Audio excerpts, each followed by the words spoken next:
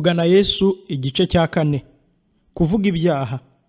Utwikira ibicumuro bye ntazagubwa neza, ariko byatura akabireka azababarirwa. Imigani igice cya 28 umurongo wa 23. Ibitera Imana kubabarira ntibiruhije, ni ibintu byoroshye kandi birakwiriye.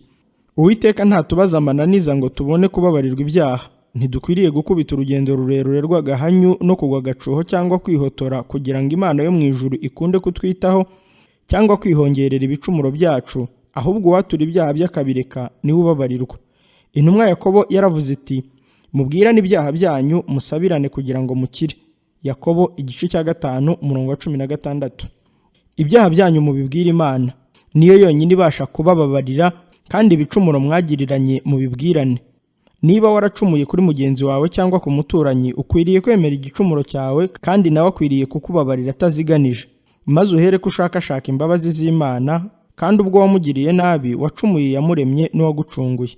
Urwo rubanza rugezwe imbere y'umuhuza, ari we mutambyi wacu mukuru, wageragejwe uburyo bwose nkatwe, keretse yuko atagize icyaha yakoze, ndetse ababazwa n'intege nke zacu, kandi abasha kudukiza ikizinga cyose cy'icyaha. Abaticisha bugufi imbere y'Imana ngo bemere ibicumuro byabo baba batarashyikira amendezo yo kwikiranura. Niba twarihannye ibyaha byacu maze hanyuma tukicuza icyaduteye kubyihana, tukigaya, tuba tugize gushaka kubabarirwa ibyaha by'ukuri. Niba tuticuza by'ukuri, nta mahoro y'Imana twabona. Impamvu imwe rukumbi yatuma tutababarirwa ibyaha twakoze, ni uko twakwanga kwicisha bugufi no gukurikiza uko ijambo ry'Imana rivuga, ari ryo rigaragaza neza inzira nziza ya ngombwa umuntu anyuramo yicuza. Kuvuga ibyaha mu ruhame rw'abantu cyangwa ku muntu umwe uko ariko kose, gukwiriye kuva ku mutima kutazinzitswe. Umunyabyaha ntakwiriye kuvuga ibyaha bye ku gituna. Umuntu ntakwiriye gupfa kubikora atabyitayeho. Utazi kuzinukwa ibyaha icyo ari cyo ntakwiriye kubihatirwa. Kwibura ibyaha, kwatura ubikoze ubikuye ku mutima koko, kukubera inzira ikugeza ku Mana y'imbabazi zitagira akagero. Umunyezaburi yaravuze ati, Uwiteka aba hafi y'abafite imitima imenetse, kandi akiza abafite imitima ishenjaguwe. Zaburi ya 34 umurongo wa 18. Kwatura k'ukuri kuraromboreza, kukemera ibyaha nk'uko biri ntigukikira. Hari ibyaha byabwirwa Imana gusa, hariho n'ibindi bikwiriye kubwirwa ababigiriwe.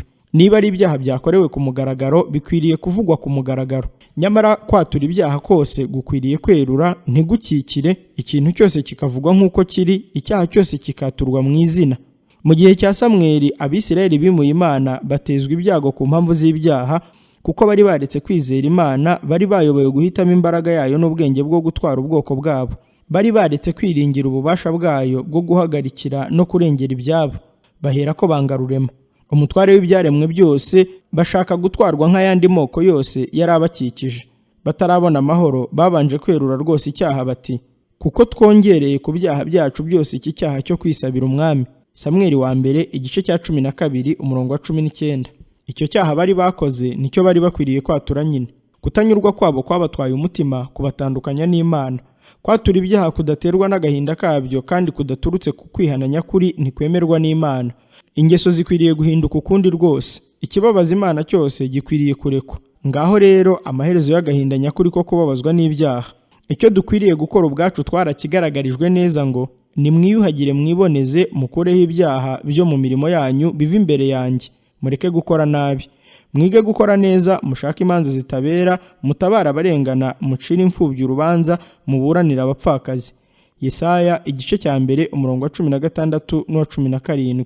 Umuntu w'inkozi y'ibibi nagarura ingwate, agasubiza icyo yibye nyiracyo, akagendera mu mategeko y'ubugingo, adakora ibibi, n'ukuri azabaho ntazapfa. Ezekiyeli igice cya 33 umurongo wa 15. Pawulo avuga ibyo kwihana ati, ntimurora ko gahinda ko mu buryo bw'Imana, uburyo kabateye umwete mwinshi ungana utyo, ukabatera kwiregura no kurakara no gutinya n'urukumbuzi n'ishyaka no guhora. Muri byose mwiyerekanye ko muboneye muri ibyo. Urwandiko rwa 2 rw'Abakorinto igice cya 7 umurongo wa 11. Iyo ibyaha bimaze kugusha umutima ikinya, umuntu w'inkozi y'ibibi aba atakimenya kurobanura ibigoramye byo mu ngeso ze, kandi ntamenye uko ibibi akora bingana. Iyo atoroheye imbaraga y'Umwuka wera ngo imwemeze, asigara arindagira mu byaha bye. Kwatura kwe ntikuba kuvuye ku mutima. Icyaha yemeye cyose acyongeraho icyo yikirisha. Icyaha ni wakavuga ati, nagitewe n'ibi n'ibi. Adamu na Eva bamaze kurya ku mbuto zabuzanyijwe, bakozwe n'isoni, bafatwa n'ubwoba.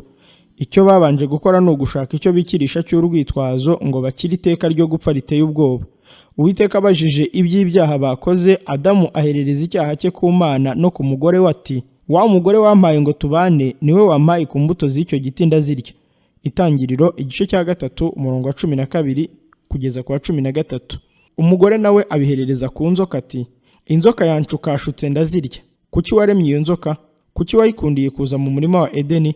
Ibyo bikirishije kubigira urwitwazo niko guherereza Imana aho ibyaha byabo. Uwo mutima wo kwikiza ukomoka kuri se w'ibinyoma uba muri bene Adamu bose.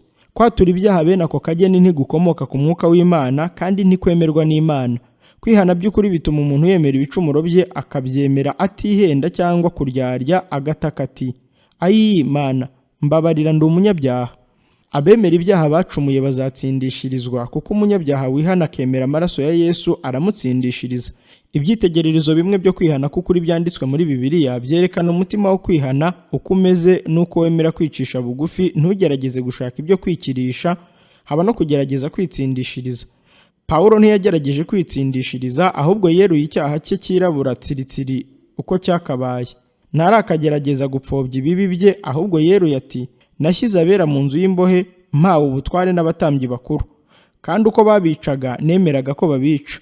No mu masinagogi yose nabahanaga kenshi, nkabahata gutuka Yesu, kandi kuko nasazwaga cyane no kubararikira, nkabarenganyiriza no mu midugudu y'abanyamahanga.